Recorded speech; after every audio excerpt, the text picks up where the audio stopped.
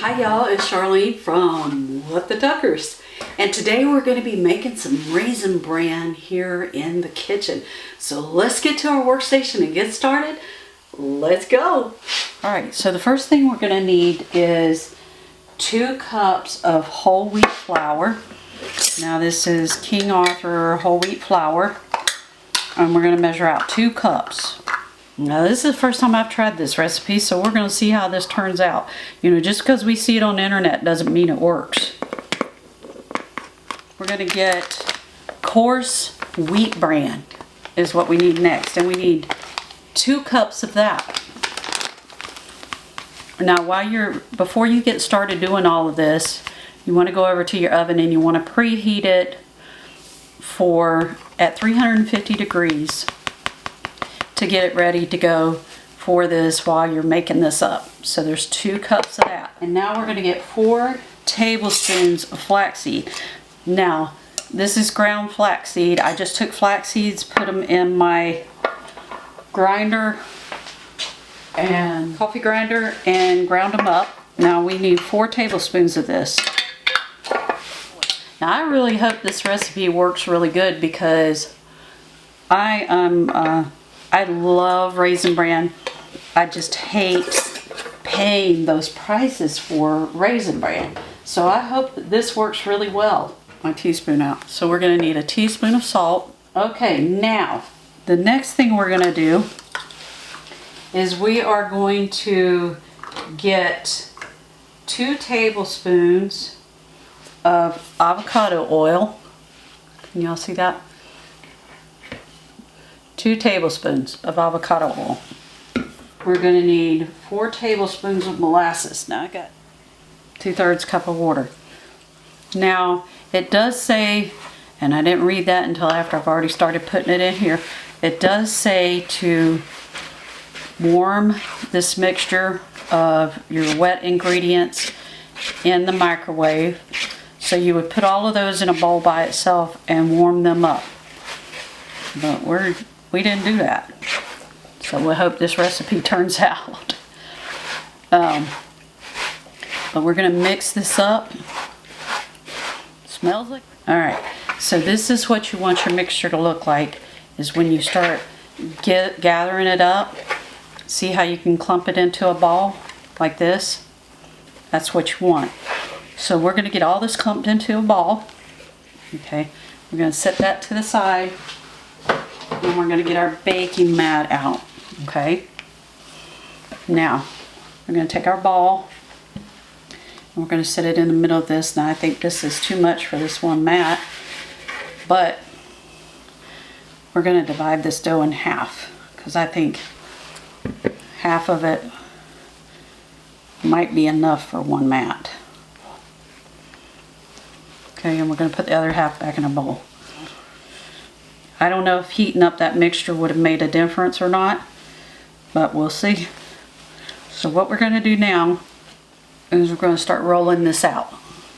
So now we're going to get our rolling pin out, and we want to roll this out to be the width and the length of our mat. And the thinner you get it, the more it is going to be like your traditional Raisin Bran like you get in the store. So you're just going to keep working this until you get it rolled out pretty thin. And if it starts sticking to your rolling pin. So now to keep this from sticking to my thing, I'm going to dust this with a little bit of the wheat flour. Take my rolling pin and dust it so that it does not stick to it.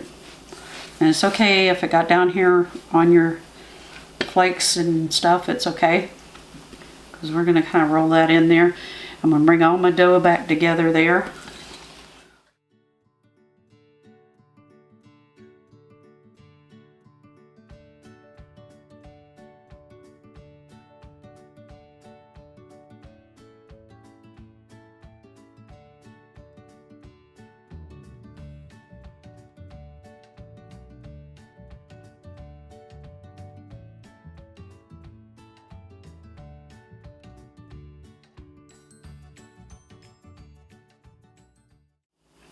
Now it says you're supposed to roll this out to an 1/8 inch or 1/4 inch thick, and that is about an 1/8 inch thick right there. And so the next thing we're going to do is we're going to take our baking pan and slide it underneath.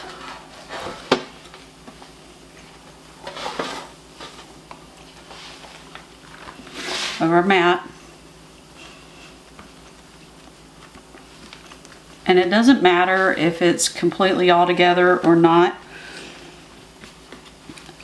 But then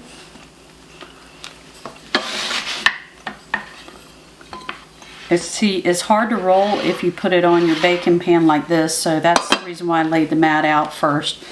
So we're going to put this in the oven and let it bake for 45 minutes or until this is completely dried out. Okay, so into the oven we go. Okay, this has just come out of the oven and it is very hot. I tried breaking it up into pieces over here. Now see how thin of a piece you're going to need? Now over here on this side I got it much thinner and it got a little bit crispier. I tasted both sides of it. It still tastes good, but we need to let this cool down so that we can break it apart into small pieces. Now it is a little bit chunkier than Raisin Bran. I do see that. Now these pieces are more like the Raisin Bran flakes, but I think they're even thinner.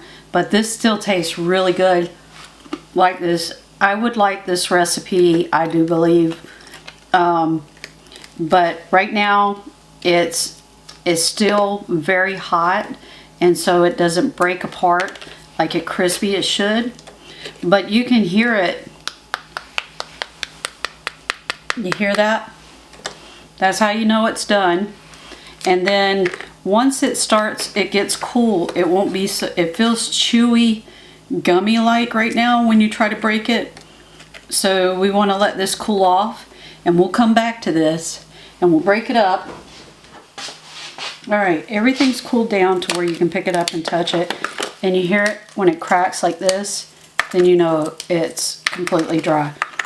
If you get it out of the oven and it's not completely dry and you're cracking it like this, then you can just put it back in there and dry it out some more, even after you've let it cool off.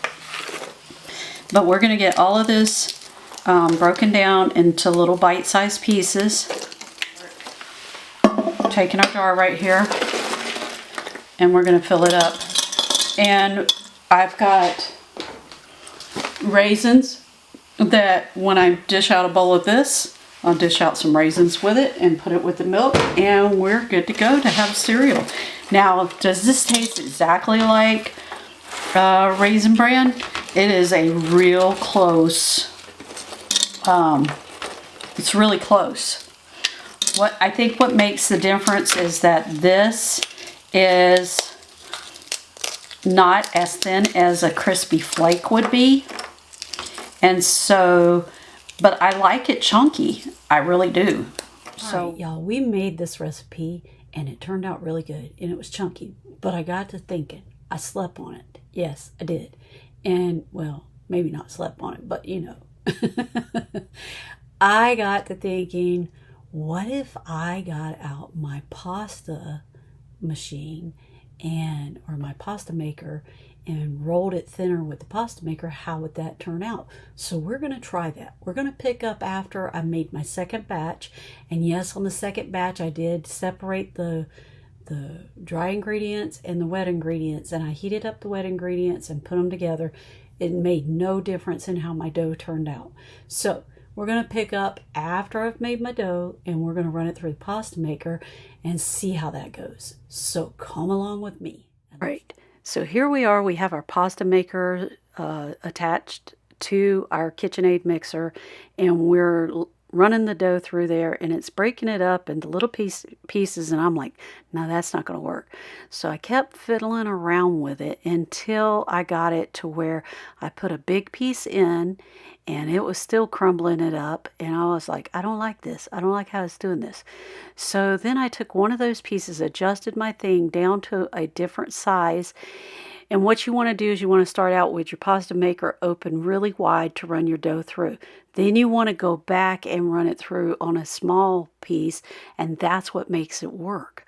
Now you're going to want to slow that mixer down, and the slower you go, the nicer piece you have there, and you don't end up with all those little pieces like I'm ending up with.